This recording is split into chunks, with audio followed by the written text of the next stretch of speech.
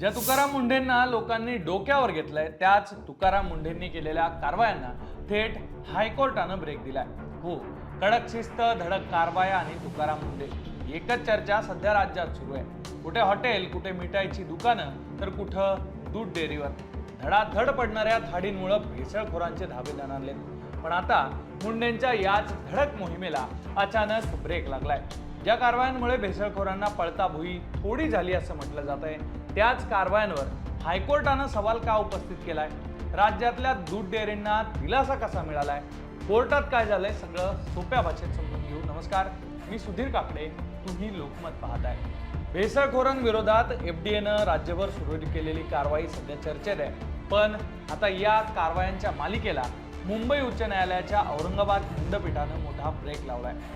नियमानुसार त्रुटी सुधारण्यासाठी 14 दिवसांची कायदेशीर मुदत न देता थेट परवानेच निलंबित केल्याचा ठपका एफडीएवर ठेवण्यात आलेला आहे। त्यामुळे राज्यातल्या वेगवेगळ्या जिल्ह्यात असणाऱ्या 8 प्रमुख दूध डेअरींवरील कारवाईला हायकोर्टानं अंतरिम स्थगिती दिलेली आहे। हे सगळं प्रकरण काय ते सांगतो।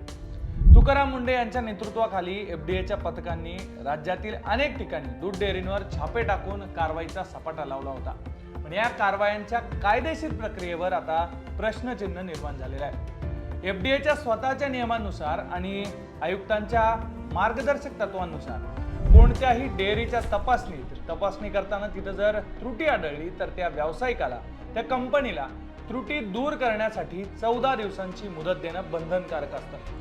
हाच मुद्दा धरून एफडीए विरोधात कोर्टात युक्तिवाद झालेला आहे। याचिकाकर्त्यांच्या वकिलांनी न्यायालयात स्पष्ट केलंय की एफडीएनं कोणतीही मुदत न देता थेट परवाने निलंबित केले, जे बेकायदेशीर आहे। याशिवाय डेअरी चालकांनी अनेक त्रुटी आधीच दूर केल्या, त्या सुधारल्या, तरी सुद्धा त्यांनी कारवाई केली।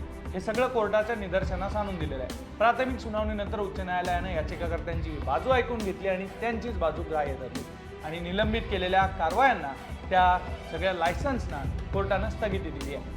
हायकोर्टानं कोणकोणत्या डेअरींना दिलासा दिलेला आहे ते एकदा सविस्तर पाहू। यामध्ये संभाजीनगर, जालना, अहिल्यानगर आणि जळगावच्या काही डेअरी आहेत। यामध्ये कृष्णानंद फूड प्रोडक्ट, त्याचबरोबर जतीन दूध संकलन, सिद्धेश्वर मिल्क प्रोडक्ट, जयहरी दूध संकलन आणि नवनाथ दूध संकलन या अहिल्यानगरच्या, आणि जळगावची सरस्वती मिल्क प्रोडक्ट, जालन्याची सरस्वती मिल्क प्रोडक्ट या अशा आस्थापना आहेत। यांच्यावर कारवाया झाल्या होत्या, पण थेट हायकोर्टानंच त्यांना आता दिलासा दिलेला आहे। आधी नवी मुंबईतल्या एका पंचतारांकित हॉटेलचं प्रकरण हे असंच होतं। एफडीएकडून ज्या घाई गडबडीनं कारवाया केल्या जात आहेत त्याच्यावर बोट ठेवत न्यायालयानं कान टोचण्याची ही पहिलीच वेळ नाहीये। तर या आधी सुद्धा नवी मुंबईतल्या एका पंचतारांकित हॉटेलचा परवाना रद्द करताना सुद्धा एफडीएनं हॉटेल प्रशासनाला आपली बाजू मांडण्याची संधी दिली नव्हती।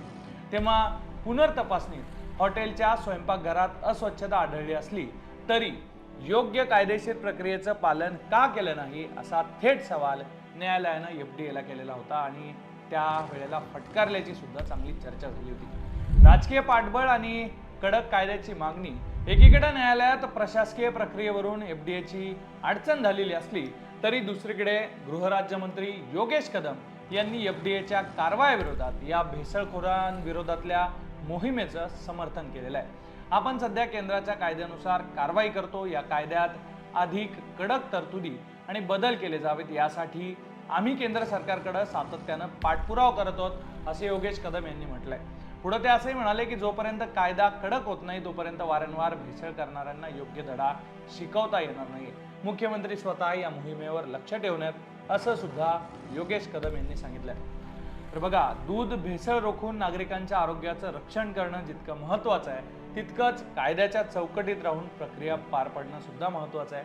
हाच मेसेज न्यायालयाच्या या निर्णयातून मिळालेला आहे। रोज हजारो लिटर दूध संकलन करणाऱ्या या डेअरींवरील स्थगितीमुळे आता एकीकडे शेतकरी आणि डेअरी चालकांना काहीसा दिलासा मिळालेला आहे। तर असं हे सगळं एकूण प्रकरण आहे। जे कोर्टात घडलंय ते सगळं तुमच्या समोर ठेवलेलं आहे। अनेकांना तुकाराम मुंढेंच्या कारवाया योग्य वाटतायत, अनेकांना पडद्यामागे काहीतरी वेगळं घडत असल्याचा संशय सुद्धा आहे। पण तुम्हाला नेमकं काय वाटतंय ते कमेंट बॉक्समध्ये नक्की लिहा आणि अशाच घडामोडी जाणून घेण्यासाठी तुम्ही लोकमत पाहत राहा।